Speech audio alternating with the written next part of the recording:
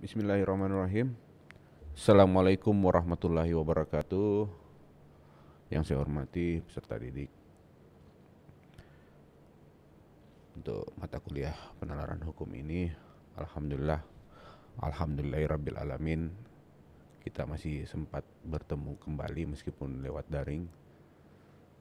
Patut untuk kita syukuri karena kita masih bisa menyelenggarakan hal-hal yang baik seperti ini, karena kita masih diberikan kenikmatan kesehatan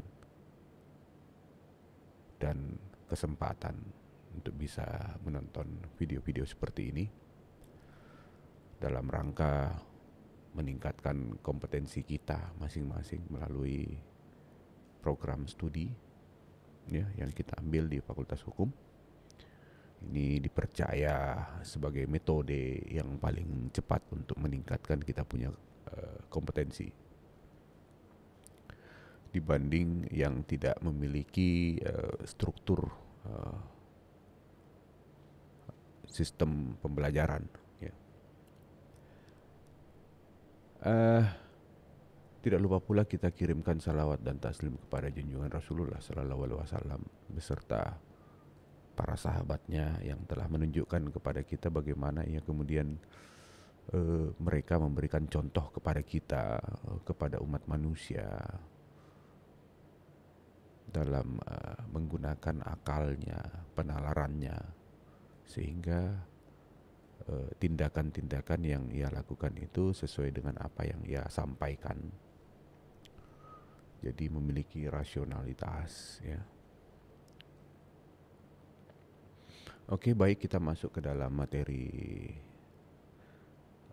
daripada penalaran hukum ini, di mana kita kemarin sudah mengenal tentang jenis ilmu hukum, ya, baik yang secara normatif maupun empiris. Ada definisi-definisi, ada juga lapisan dalam ilmu hukum. Dalam menggunakan ilmu hukum ini, ketika kita memaparkan terkait atau dengan menggunakan pendekatan ilmu hukum, tentu harus memiliki seni agar kemudian kita punya argumentasi dapat dinyatakan sebagai sebuah pernyataan yang memiliki penalaran dan rasional, ya. Nah, hari ini kita kemudian mencoba mengenali tentang bahasa hukum, ya. Penting untuk kita pahami, cermati tentang bahasa hukum karena ia memiliki konsekuensi dalam tindakan, ya. Ketika kita mengarahkan seseorang dengan menggunakan pendekatan hukum, orang lain bisa mengartikan, ya, sesuai dengan apa yang kita maksud atau tidak sesuai dengan apa yang kita maksud. Olehnya bahasa hukum ini sangat penting perannya dalam memberikan sebuah statement, pernyataan-pernyataan hukum. Nantinya kita menjadi salah satu yang memberikan sumber hukum, ya, sebagai seorang sarjana hukum. Ya, bisa jadi kita juga kemudian sebagai pembentuk peraturan perundang-undangan, berperan di legislasi dan sebagainya, pemerintahan juga dalam membuat sebuah kebijakan dan lain-lain, ya. Jadi ada perlu kita sedikit untuk diingatkan sedikit, untuk kita diingatkan bahwa ada bahasa-bahasa yang sesuai dengan ilmu hukum yang perlu kita pakai dalam kegiatan sehari-hari kita sebagai seorang sarjana hukum, ya. Sebenarnya saya katakan sedikit karena Anda sebenarnya sudah menggunakan bahasa ini dalam keseharian kita, tapi mungkin Anda tidak bisa mendefinisikan ketika kita kemudian tidak membahasnya di kelas seperti ini, ya. Anda tidak bisa mengkategorikannya.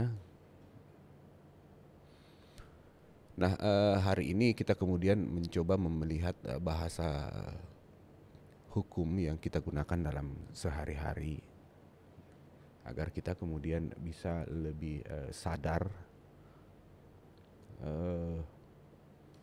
apa yang kita gunakan, bahasa yang kita gunakan, ya, bahwa itu sebenarnya bahasa hukum dan memiliki konsekuensi hukum. Ya, jadi seperti bahasa hukum yang Anda dalam pergaulan, ya, sehari-hari, dia memiliki makna-makna yang khas dan bersifat yuridis. Itulah yang saya katakan tadi, ia memiliki konsekuensi hukum. Seperti jual beli, ya, kontrak, gugat, tuntut, dan sebagainya, ya.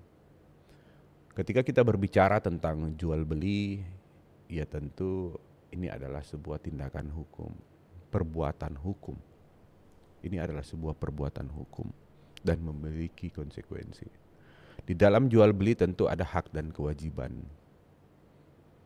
Hak dan kewajiban inilah yang perlu disempurnakan bagi para pihak ketika melakukan jual beli. Anda bertransaksi juga itu berbicara tentang hak dan kewajiban juga di dalamnya. Ada perikatan di dalamnya, ya. Kalaupun Anda kemudian ada yang dalam contohnya ada yang kemudian bertransaksi tidak sesuai dengan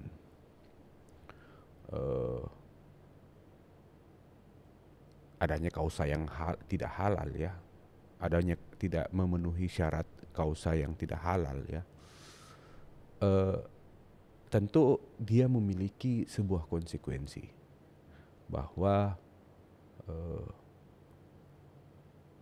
salah satu syarat yang tidak terpenuhi,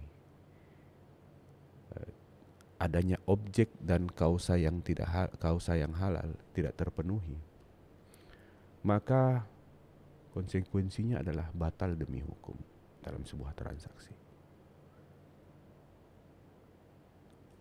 Ini merujuk pada pasal 1320 Kitab Undang-Undang Hukum Perdata yang mengemukakan demikian. Olehnya bahasa yang kita gunakan tentu memberikan makna kepada orang lain ketika kita menyampaikan pendapat hukum kita, bahwa adanya sebuah konsekuensi yang terdapat ketika salah satu dari syarat 1320 itu tidak terpenuhi. Kalau terkait kecakapan dan kesepakatan tidak terpenuhi, ya, dalam sebuah transaksi, perjanjian itu dapat dibatalkan.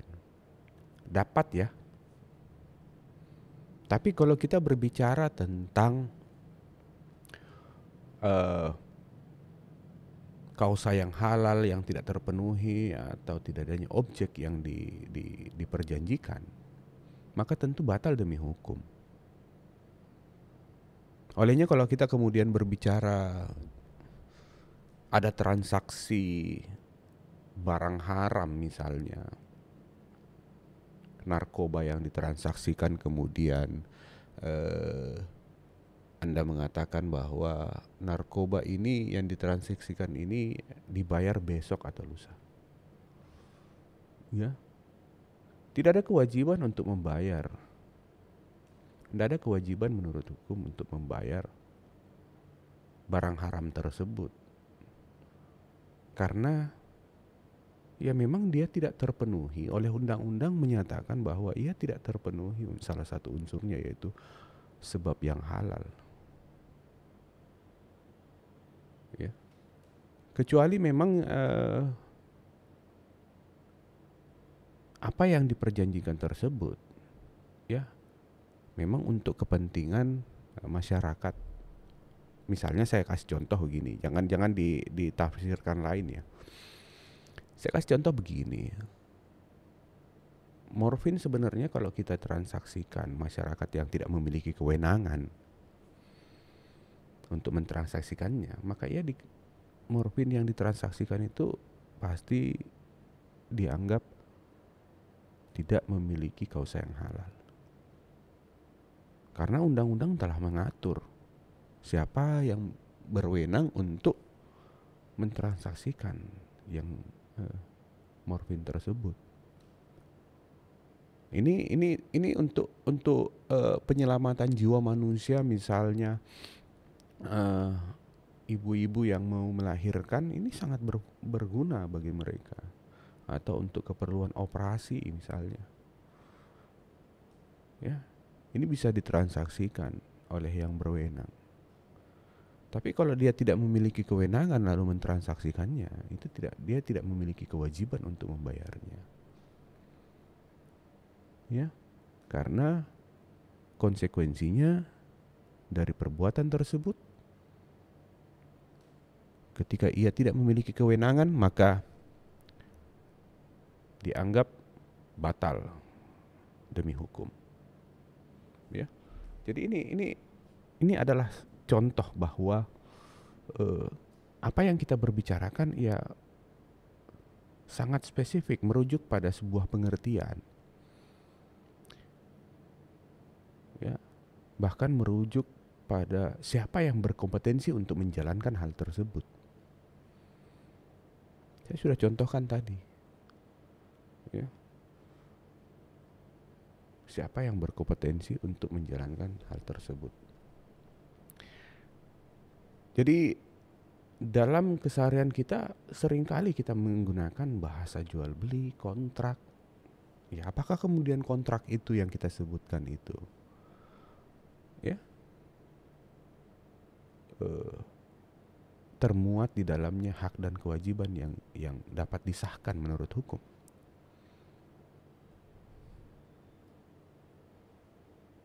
Dia. Kontrak kuliah misalnya. Saya mengemukakan kontrak kuliah dalam kelas ini. Ada kewajiban Anda untuk melaksanakan apa yang harus dilakukan peserta didik ketika ia telah membayar. Ada hak yang kemudian ia tuntut untuk mendapatkan, ya, peningkatan dari untuk mendapatkan peningkatan kemampuan, pengetahuan. Ini perlu diselenggarakan. Makanya kita membuat kontrak.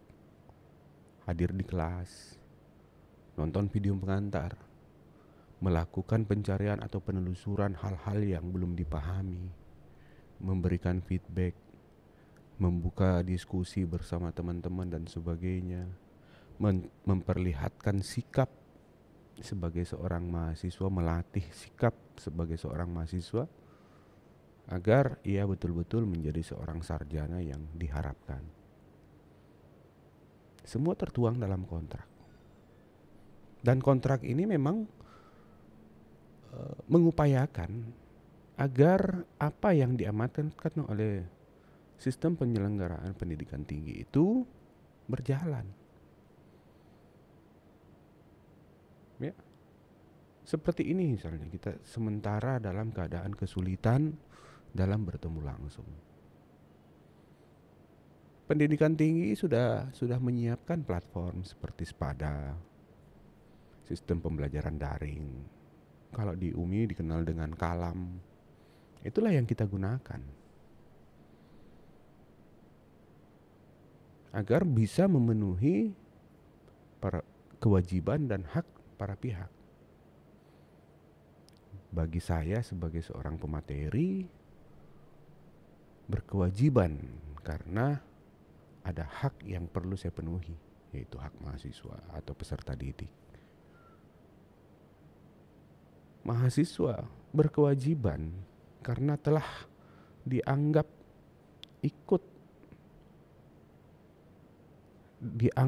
menjadi peserta didik karena pernyataan-pernyataannya ditandai dari pembayaran yang ia lakukan. Ia berkewajiban untuk ikut semua materi mata kuliah. Untuk kemudian ia terdaftar dan dia dapat membuktikan bahwa penyelenggaraan perkuliahan di Fakultas Hukum UMI juga terselenggara.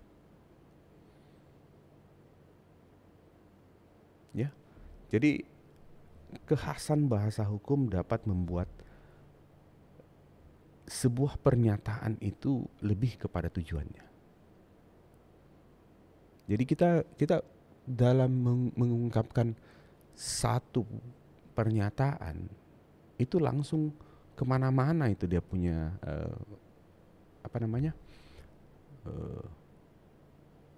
premis-premis atau bagaimana kemudian ia membentuk konklusi tersebut. Ya, pernyataan itu menjadi sebuah konklusi dari mana asalnya. Apakah ia berkesesuaian dengan hukum atau tidak? Ya. Jadi ini lebih mengarah kepada tujuan. Dalam memaparkan bahasa hukum, tentunya harapan kita adalah agar makna yang kita sampaikan itu tidak ambigu atau bermakna ganda ataupun kabur. Ya, ini memperlihatkan kebijaksanaan kita. Kalau memang juga kita salah dalam mengungkapkan, ya tentu mendapatkan feedback dari siapa saja, dari orang lain yang mendengarkannya. Ya, itu membuat kita lebih bijaksana untuk mungkin ya mengambil tindakan lain, yaitu belajar kembali. Jadi sebenarnya dalam berkomunikasi dengan bahasa hukum ini adalah sebuah pola untuk membentuk karakter komunikasi dari ilmuwan-ilmuwan hukum. Ya, kita hindarilah debat-debat kusir. Ya, kita berbicaralah sesuai dalam konteks keilmuan kita. Ya, ketika kita berbicara hukum, ayo kita berbicara hukum, tidak berbicara lain. Bagaimana kemudian misalnya menjatuhkan orang lain agar untuk memenangkan sebuah perdebatan. Yang perlu dikembangkan adalah potensi diri kita masing-masing, bukan menang atau kalahnya dalam sebuah perdebatan. Ya. Jadi memperhatikan konsep hukum yang khas dengan sendirinya juga bahasa dalam hukum mempunyai kekhasan. Ya. Kekhasan bahasa dalam hukum terletak dalam fungsinya yang normatif. Ya. Dalam bahasa normatif dirumuskan norma-norma yang berisi ada perintah, ada larangan, ada izin, dan ada dispensasi. Ketika kita berbicara tentang perintah, ini merupakan bahasa hukum. Tentu perintah ini adalah kewajiban umum untuk melakukan sesuatu. Ya, mari kita coba memberikan contoh, berpikir, merenung. Ketika kita diberikan perintah untuk atau perintah, kita diberikan perintah, kemudian bagaimana kemudian kewajiban umum itu untuk melakukan sesuatu? Bagaimana kita itu untuk melakukan sesuatu? Kalau udah kita diberikan perintah untuk menggunakan helm dalam berkendara atau mengikuti rambu-rambu lalu lintas dalam berkendara, ini tentu upaya pemerintah untuk membuat masyarakatnya aman. Bisa dikaji dalam berbagai aspek. Ya, perintah ini membuat kita ya hidup dalam ketentraman misalnya. Ada kebahagiaan misalnya. Coba perintah untuk mengikuti traffic light. Bagaimana kira-kira nasib kita kira-kira dalam kehidupan kita ketika traffic light itu kita tidak anggap menjadi sebuah perintah? Keselamatan Anda pun terancam. Untuk apa tujuan kita mau ke kampus kira-kira kalau kita mengabaikan perintah tersebut? Yang ada kita tidak sampai kampus. Tapi kalau depan UMI ini kita sampai depan UMI, depan kampus. Rumah sakit Ibnu Sina misalnya. Ya, yang kebetulan ada di depan kampus UMI. ya, bukan di fakultas hukum Anda masuk barangkali seperti itu. Ya, ada juga larangan, larangan. Jadi benar-benar harus didefinisikan, harus dimaknai betul. Adalah suatu kewajiban umum untuk tidak melakukan sesuatu. Kalau udah dilarang tuh, ya, itu kewajiban umum. Ya, ya, ya kadang juga sih ya kita lihat bahwa di jalan ada tanda dilarang parkir, tapi kok tetap parkir. Ya, ini udah larangan ini. Ini udah kewajiban umum untuk tidak berparkir di pinggir jalan tersebut. Banyak potensi yang bisa terjadi ketika ia parkir di situ. Ini adalah sebuah bentuk rekayasa oleh pemerintah untuk membuat kita hidup dalam keseimbangan. Ya, ada pola-pola yang kita ambil ketika ada larangan di situ. Ada upaya-upaya kemudian yang kita ambil dalam ketika ada larangan di situ. Hari ini kita dilarang untuk bertemu langsung dalam perkuliahan. Tapi ada upaya-upaya yang menjadi pembelajaran juga bagi kita. Untuk kemudian kita tetap bisa melaksanakan perkuliahan seperti hari ini. Kita disediakan segala sarana dan prasarananya. Kita disediakan platformnya oleh kementerian atau pemerintah. Kita dibantu kuotanya dan sebagainya, ya. Ada kemudahan-kemudahan yang dibentuk oleh pemerintah dalam penyelenggaraan hak dan kewajiban di keperdataan dan sebagainya. Ya. Jadi ini memiliki konsekuensi yang sangat luas, ya. Jadi bahasa hukum itu perlu kita ingat bahwa ia memiliki tujuan yang khusus, yang spesifik. Ia tidak bermakna ganda atau kabur. Jadi ya memang ada kemudian yang berbicara tentang terkadang ia menggunakan bahasa hukum yang sesuai dengan kekinian. Maksudnya ia menggunakan bahasa-bahasa yang mudah dimengerti oleh masyarakat kini. Harapannya agar norma tersebut tidak kemudian ketinggalan zaman. Jadi ini sengaja dilakukan, ya. Harapannya untuk tidak ketinggalan zaman, ya, tidak ketinggalan zaman norma-norma yang terkandung di dalam sebuah aturan misalnya, ya. Baiklah, untuk bahasa hukum perlu kita cermati dalam kehidupan keseharian kita.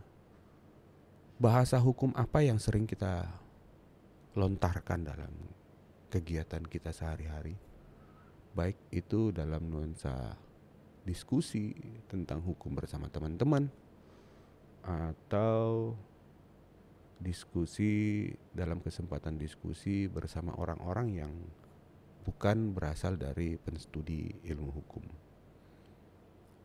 Disitulah kemudian kita menarik bahwa ada bahasa hukum yang kita gunakan. Tapi apakah bahasa hukum yang kita gunakan itu sesuai dengan apa yang kita harapkan atau orang lain harapkan tujuannya? Jika tidak, mungkin ada alasan-alasan yang perlu kita ketahui sehingga jawabannya tidak mencapai tujuan. Jika iya, perlu kita lengkapi alasan-alasannya dalam menggunakan bahasa hukum yang kita gunakan dalam diskusi-diskusi tentang hukum sama orang lain.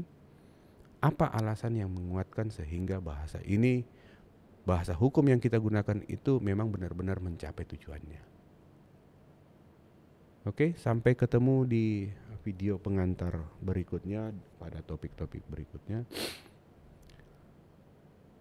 Semoga peserta didik terus dalam keadaan sehat walafiat, sehingga kita sama-sama memiliki kesempatan untuk belajar secara menyenangkan. Saya akhiri, dan assalamualaikum warahmatullahi wabarakatuh.